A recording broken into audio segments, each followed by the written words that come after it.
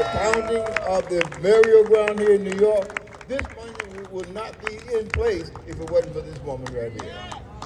So please give it up to her. Okay, only for you, Lorenzo.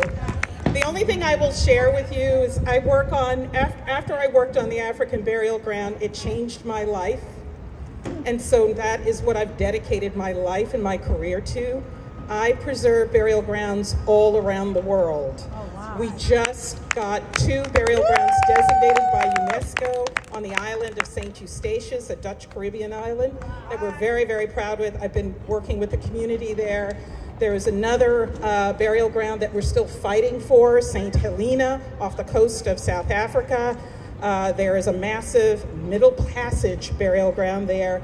They're everywhere, but it is my pleasure to work with communities all over the world to preserve our burial grounds. Wow. The one thing that I will leave you with is that people ask me all the time, why is it so important to preserve burial grounds? New York City has 1 million cemeteries. We never build anything. Here's what I say to people. I work with archaeologists a lot. And some of you may know historically there was Dr. Blakey who worked on this, who led the scientific team on the African burial ground in New York. And I heard him say one day, he said, you know, archaeologists say that what in part defines us as human beings is how we bury our dead. I thought that was so powerful. And then I began to think and put it together. I started connecting the dots. And I thought, well, if how we bury our dead is what in part defines us as humans, and on the occasion, right, you know, when we bury our dead, we pour libations, we sing songs, we place important things on the burial ground.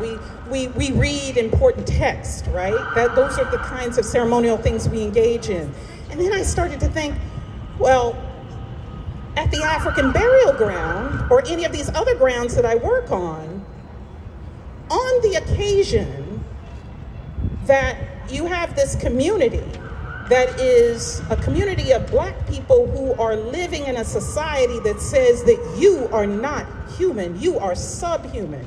You have no rights that a white man need respect. But then on the occasion when that community experiences the death of a mother, a brother, a sister, or a father, that only by permission of the oppressor that they are allowed to bury their dead, I'm thinking, what would they be doing? In that moment, they would be reclaiming their humanity, even under the umbrella of oppression, even within a society that said that they were subhuman. And if they did that, what is it? That's a revolutionary act. Yeah. That is a revolutionary act of remembrance. So why are African burial grounds important?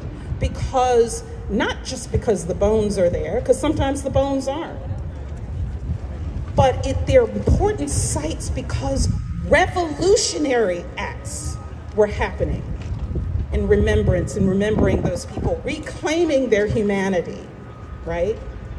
And so in this country, and the National Park Service will tell you, we preserve battlegrounds, don't we? That's right. Yeah. We protect them. They are national parks. Yeah. Well, African burial grounds are our revolutionary sites. So I leave you with that. Thank you, Dr. Pace, and everything that you've done.